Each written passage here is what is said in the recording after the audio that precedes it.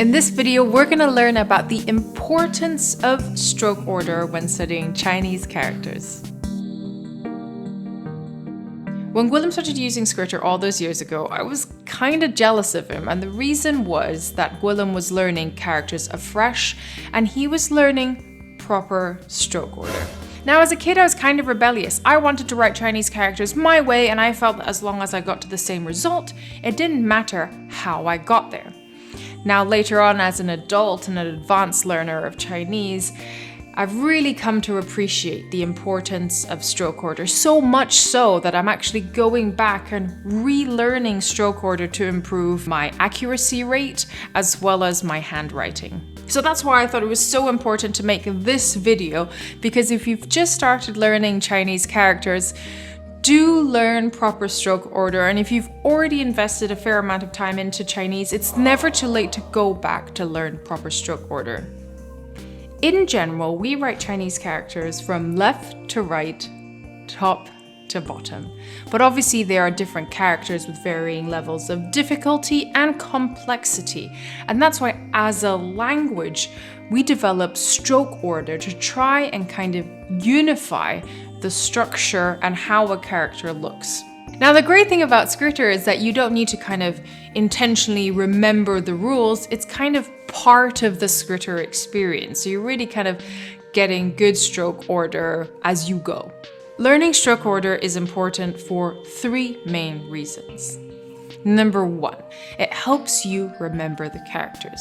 If you have a set way to write different components, say radicals of Chinese characters, the next time you encounter that in a new character, you don't need to put as much effort into thinking, how do I write this character?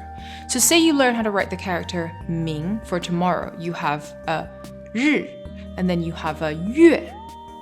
Next time you encounter Yue in another character, you don't need to restart that process of memorizing it.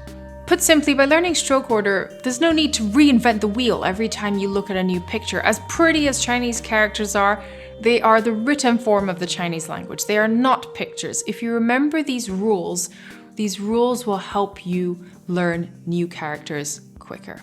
The second reason you should learn proper stroke order is that it reduces the amount of errors you make when writing Chinese characters. And as you and I know, sometimes one tiny dot can change something from large to a dog. So, every tiny little component does make a difference when writing Chinese.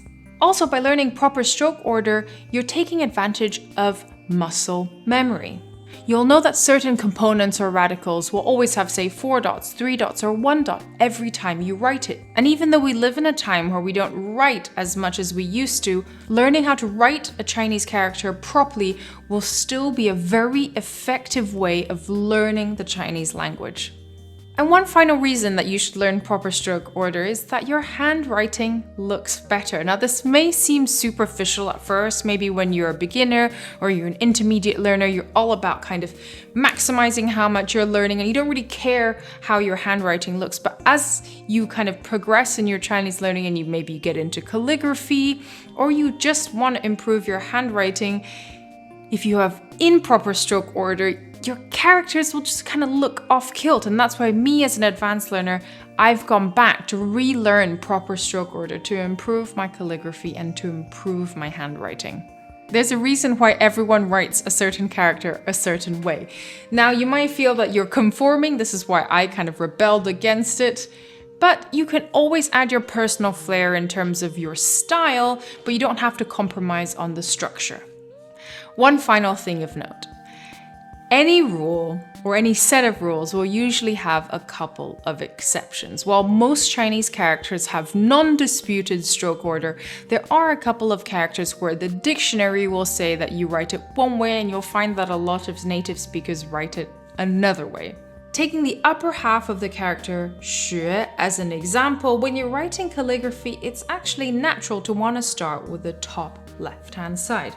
However, if you look at quite a few dictionaries, you'll find that technically you should start with the crosses in the middle. Now, this is a typical example of an exception to the rule where different people will choose to subscribe to one or the other. The important thing is not necessarily which one is correct, but the fact that you are following one particular method of writing it. So finally, to summarize this video, learning proper stroke order gives you a great foundation to learning Chinese characters. It will help you with memorizing the characters, it will reduce your mistakes, and it will make your handwriting look better. And don't make the mistake I did, guys, and just kind of make it up as you go. Learn proper stroke order because it will really help your learning. If you like this video, go support Skritter at skritter.com by signing up for a free trial.